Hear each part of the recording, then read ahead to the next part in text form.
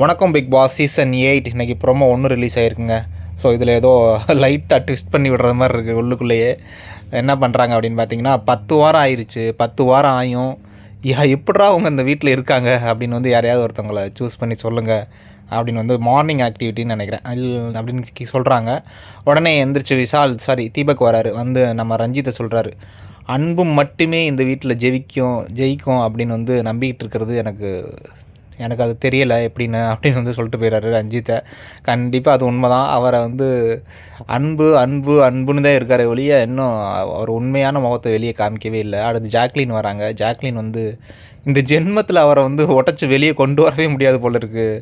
நாங்கள் எவ்வளோ ட்ரை பண்ணி பார்க்குறோம். ஸோ வாய்ப்பே இல்லை, அவ்வளோ ஸ்டெப்பனாக இருக்கார் அப்படின்னு வந்து ஜாக்லின் சொல்கிறாங்க. அது வேணால் உண்மை தான்.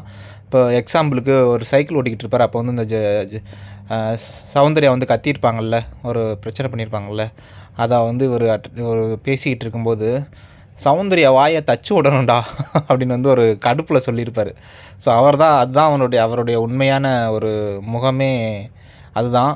So correct. அடுத்து வந்து தர்ஷிகா வராங்க. தர்ஷிகா வந்து நம்ம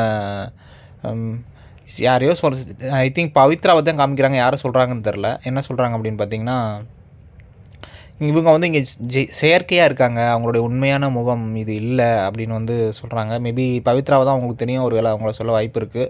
அடுத்து முத்துக்குமரன் வந்து என்ன சொல்கிறாருன்னு பார்த்தீங்கன்னா, பவித்ராவை தான் சொல்கிறாங்க. இவங்க வந்து என்னை பேச விட மாட்டாங்க அப்படின்னு சொல்லிட்டு அமைதியாக இருந்துட்டு அப்படியே வந்துட்டாங்களோ, ஒரு விக்டிம் கார்டு மாதிரி ப்ளே பண்ணி அப்படியே வந்துட்டாங்களோ அப்படின்னு எனக்கு வந்து தோணுது. ஸோ பவித்ரா வந்து முத்துக்குமரன் வந்து சொல்கிறாரு. ரஞ்சித் வராருங்க, கரெக்டாக சொல்கிறாரு.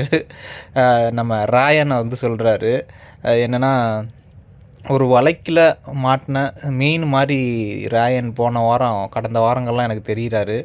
ஸோ அதனால் நான் ராயனை சொல்கிறேன் அப்படின்னு வந்து ரஞ்சித் வந்து ராயனை சொல்கிறாரு. சௌந்தர்யா அப்படியே முறைக்கிறாங்க. அந்த சைடு ஆங்கிளில் காமிக்கிறானுங்க கேமராவில், அப்படியே முறைக்குது சௌந்தர்யா. ஸோ என்னென்னா, அந்த கூட்டத்தில் அந்த கோவா கேங்கில் மாட்டிக்கிட்டு ராயன் வந்து வெளியே வர முடியாமல் தவிக்கிறானோ அப்படின்னு வந்து அவர் சொல்கிறார். ஆக்சுவலாக பார்த்தீங்கன்னா, கோவா கேங்கில் போய் ஒட்டிக்கிட்டு அதிலேருந்து வெளியே வர மாட்டேன் அப்படின்னு வந்து இருக்கிறது வந்து ரேயன் தான். அவனுக்கு வந்து அந்த கேங் தேவைப்படுது. சௌந்தர்யா, ஜாக்லின், ஜெஃப்ரியை கூட விடுங்க, அவன்லாம் தேவைப்படல.